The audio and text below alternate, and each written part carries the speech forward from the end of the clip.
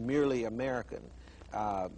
Each of these is a step or an indication that there is some loss of conscious contact with one's true identity. You have talked about the neuroses, I guess that's the word maybe, among the European population during this enslaving period.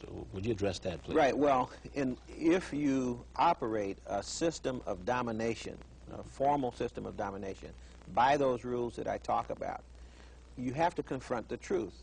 And the only way that you can be consistent in applying those rules is ultimately to bend the truth. And after a while, it results in an adaptive process that we call racism, which is really a mental disorder.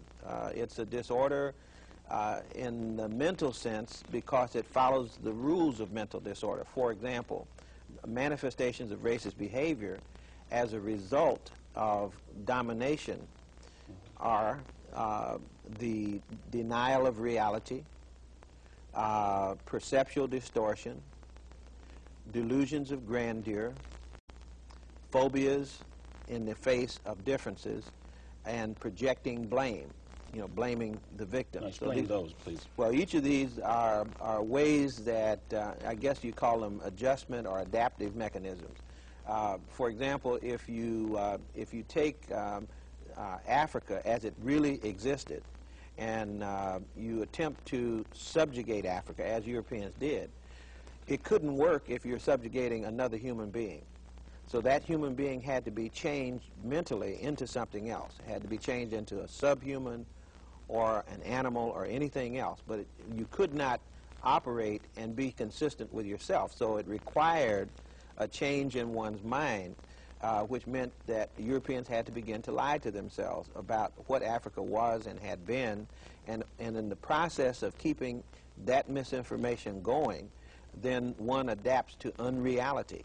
So when you see reality, it's necessary to deny reality. So denial of reality would be an example of that, would be to look at the population of Egypt, which was a black population, and to say it was a white population. That's a flat-out denial of what the facts say, and that, of course, has been typical throughout history. Perceptual distortion is just simply not getting a clear view of what is really true, even while looking at the truth. Teaching of white supremacy means the belief in the supremacy of white people, or it could be anyone who would follow the rules of oppression. If one decided that their own group was superior to all other groups, that would be an example of what I call a Napoleonic complex, because it is not true that the white group is superior to anyone else, but the belief in that would be a psychological distortion of reality, and in that sense would be following the rules for oppression. Okay, as we get ready to go to the first slide, you've said that racism is a mental disorder. Yes. I was interviewing a gentleman the other day, and I brought that up in a conversation, and he said, well, racism is not a mental disorder. He said racism is very ordered. He said that whites, Europeans, know exactly what they're doing, that racism is a political and economic convenience. How do you respond to that? Well, I think it depends on who you're talking about. If you talk about I think of systems as having designers, as having advocates, as having players, and as having pawns. This is from game theory, and I borrowed that from Bob Williams, who analyzes systems in that way. Everybody is not a game maker or a game designer.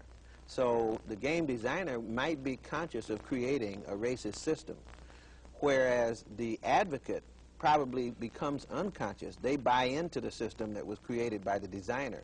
And so the advocate is a racist in the sense that I'm talking about it, or the dealer, those people who carry out the rules of the master in the system without really knowing why the master created the system or even that a system was created. They just simply inherit a belief system and an action system, and in that sense they are players in the game, but they are not the game makers. So I make a distinction. Now break that down for the person on the street one time. Right. Go over that again. So Go there are some people who are puppets. All right. And there are others who are puppeteers. Thank you. Free your mind. I'll try to do a better job. Okay. Free your mind. Return to the source. African origins. Why that title? Okay. Well, obviously we've been talking about the fact that the adjustment to domination is kind of a mental adjustment as well as a physical adjustment.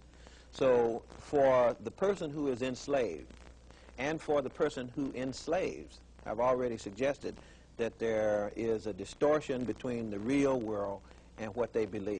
There's a mismatch between those two things. So what we need to do in order to get back at the truth is to have mental freedom. So I like to title this program about mental freedom. So it's free your mind. Return to the source suggests the way to get to mental freedom. That means going back to primary sources.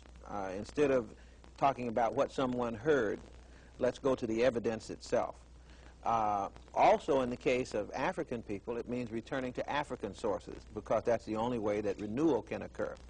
And then, of course, African origins refers to the fact that Africa is the home of many things, and most of us don't know that. And it's been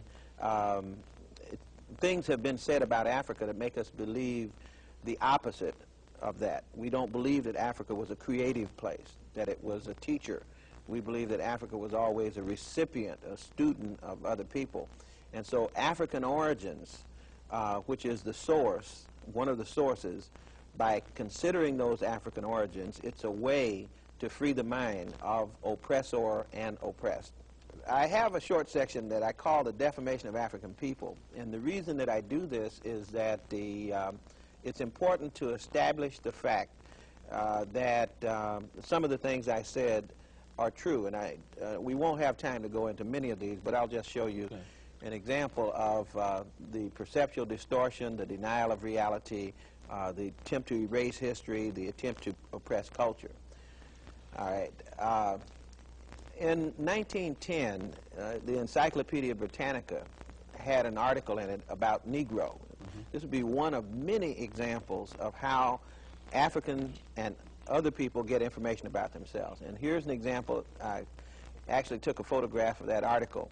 And if you'll notice in the second underlined paragraph on that article, it says, mentally, the Negro is inferior to the white. Then it goes on in that article to talk about the fact that as children, our children were okay, they were bright, smart, well-developed, but that as black children and white children grow older, black children become dumb and white children become smart. And therefore, you have to think of black and white people as being different people. This is in the Encyclopedia Britannica. This is in the most respected encyclopedia, Encyclopedia Britannica. So the most authoritative thought then would have sanctioned this view in 1910. And that was not unlike what was being said in theological schools, which were teaching that Africans did not have souls, that would be taught in certain biology classes, which were teaching that Africans were not even a part of the same branch of the human family, that would have been taught in history classes, which taught that Africans had no history, and so forth and so on. In other words, that whole body of thought that emerged during the periods of the past couple hundred years to create the orientation among Europeans that would allow them to oppress African people without feeling bad about it. So what does this say about the role white scholarship played and continues to play in the oppression of black people?